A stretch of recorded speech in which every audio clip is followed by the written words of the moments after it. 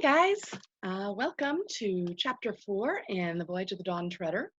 When we left our heroes, um, Edmund and Reepicheep and Lucy had been taken by slavers and were going to be taken to the main city to be sold, which is really bad. And Caspian had been bought by someone because he reminded him of his former lord, and it just turns out to be Lord Byrne, who was faithful, one of the people who was faithful to his father, which is kind of cool. So now they've called in the Dawn Treader and its crew, but there's not going to be enough people and firepower to rescue the others on their own. So they're going to bluff. They're going to pretend that there's a whole armada of ships that they just can't see because they're hidden behind the island. All right. So what Caspian did there. Next morning, the Lord Byrne called his guests early, and after breakfast he asked Caspian to order every man he had into full armor. And above all, he said, let everything be as trim and scoured as if it were the morning of the first battle and a great war between noble kings with all the world looking on. This was done, and then in 3 boatloads, Caspian and his people, and Byrne with a few of his, put on out for Narrowhaven. The king's flag flew in the stern of the boat, and his trumpeter was with him. When they reached the jetty at Narrowhaven, Caspian found a considerable crowd assembled to meet them. This is what I sent word about last night, said Byrne. They're all friends of mine and honest people. And as soon as Caspian stepped ashore, the crowd broke into hurrahs and shouts of, Narnia, Narnia, long live the king! At the same moment, this was also due to Byrne's messengers, bells began ringing from many parts of the town. Then Caspian caused the banner to be advanced and his trumpet to blow, and every man drew his sword and set his face into joyful sternment.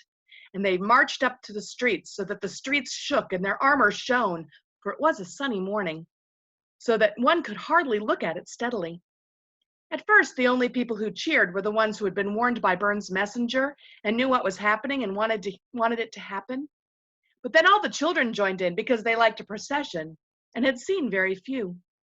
And then all the schoolboys joined in because they also liked processions and felt that the more noise and the more disturbance there was, the less likely they would be to have any school that morning. And then all the old women put their heads out the doors and windows, and began chattering and cheering because it was a king, and what was a governor compared to that? And then all the young women joined in for the same reason, and also because Caspian and Drinian and the rest were so handsome. And then all the young men came to see what the young men were looking at. So by the time Caspian reached the castle gates, nearly the whole town was shouting. And where Gumpus sat in his castle, muddling and messing about with accounts and forms and rules and regulations, he heard the noise. At the castle gate, Caspian's trumpeter blew a blast and cried, Open for the King of Narnia, come to visit his trusty and well-beloved servant, the governor of the Lone Islands. In those days, everything on the island was done in a slovenly, slouching manner. Only the little procession opened up, and only the little postern opened up, and out came a tousled fellow in a dirty old hat on his head instead of a helmet, and a rusty old pike in his hand. He blinked at the flashing figures before them. Come seize efficiency, he mumbled, which is his way of saying, you can't see his sufficiency. Sufficiency would be like the title of the governor. No interviews without appointments set between 9 and 10 p.m., second Saturday of every month. Uncover before Narnia, you dog, thundered the Lord Byrne, and dealt him a rap with his gauntleted hand, which sent his hat flying from his head. Oh, what's that all about? Began the doorkeeper, but no one took any notice of him. 2 of Caspian's men stepped through the postern, and after some struggling with the bars and bolts, for everything it was rusty, flung both wings of the gates wide open. And then the king and the followers strode into the courtyard. Here a number of the governor's guards were lounging about, and several more, they were mostly wiping their mouths, came tumbling out of various doorways. Though their armor was in a disgraceful condition, these were fellows who might have fought if they had been led or known what was happening. So this was the dangerous moment. Caspian gave them no time to think. Where is the captain? He asked. I am, more or less, if you know what I mean, said a languid and rather dandified young person without any armor at all. It is our wish, said Caspian, that our royal visitation to our realm of the Lone Islands should, if possible, be an occasion of joy and not one of terror for our loyal subjects. If it were not for if it were not for that, I should have something to say about the state of your men's armor and weapons. As it is, you are pardoned. Command a cask of wine to be opened, that your men may drink to our health. But at noon tomorrow I wish to see them here in the courtyard, looking as men of arms and not like vagabonds. See to it on pain of our extreme displeasure. The captain gaped, but Byrne immediately cried, 3 cheers for the king! And the soldiers, who had understood the part about the cask of wine, even if they understood nothing else, joined in. Caspian then ordered most of his men to remain in the courtyard. He, with Byrne and Drinian and 4 others, went out into the hall. Beside a table at the far end, with various secretaries about him, sat his sufficiency, the governor of the Lone Islands. Gumpus was a bilious-looking man with hair that had once been red, was now mostly gray. He glanced up at the strangers entering and then looked down at his papers, saying automatically, no interviews without appointments except between 9 and 10 on second Saturdays. Caspian nodded to Byrne and then stood aside. Byrne and Drinian took a step forward and each seized one end of the table. They lifted it and flung it to one side of the hall, where it rolled over, scattering a cascade of letters, dossiers, inkpots, pens, sealing wax, and documents. Then, not roughly, but as firmly as if their hands were pincers of steel, they plucked Gumpus out of his chair and deposited him, facing it, about 4 feet away. Caspian at once sat down in the chair and laid his sword across his knees.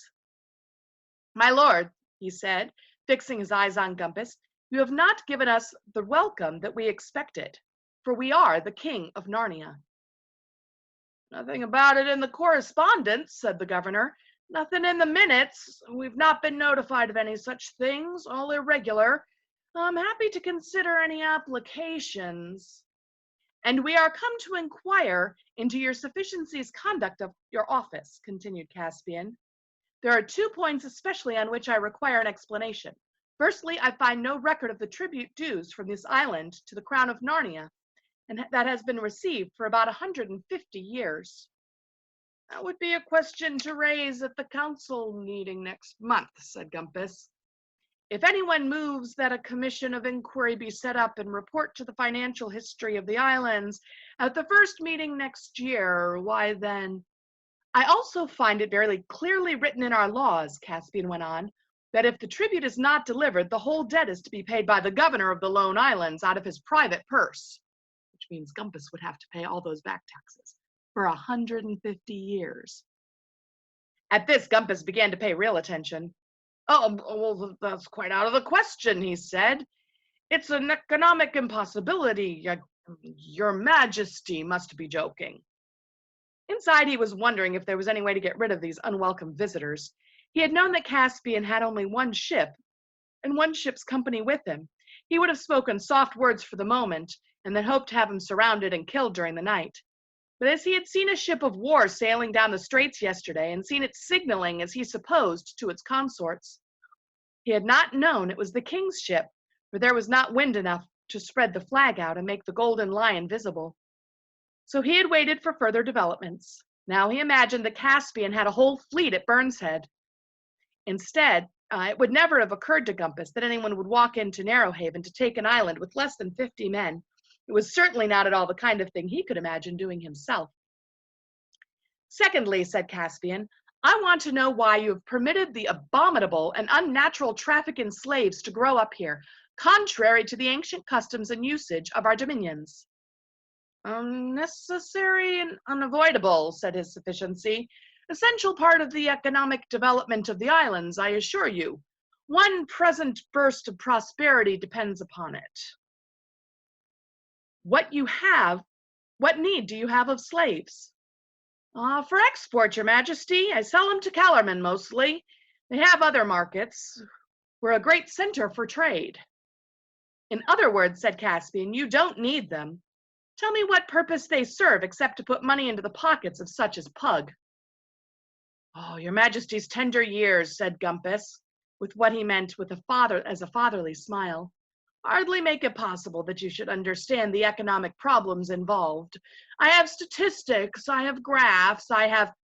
Tender as my years may be, said Caspian, means he's young, I believe I understand the slave trade from within quite as well as your sufficiency, and I do not see that it brings into the islands meat or bread or beer or wine or timber or cabbages or books or instruments of music or horses or armor or anything else worth having.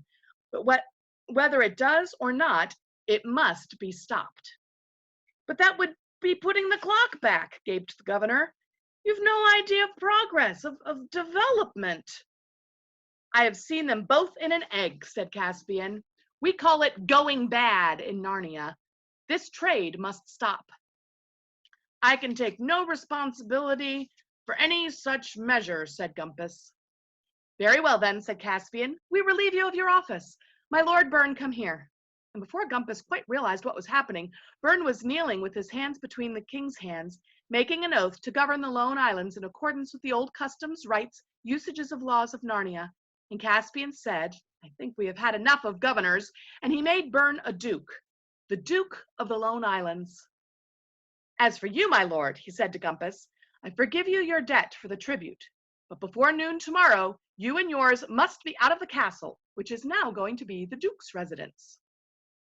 Look here, this is all very well, said one of Gumpus's secretaries, but suppose all you gentlemen stop play acting and we do a little business. The question before us really is... The question is, said the Duke, whether you and the rest of the rabble will leave without a flogging or with one. Flogging means they beat him. You may choose which you'd prefer.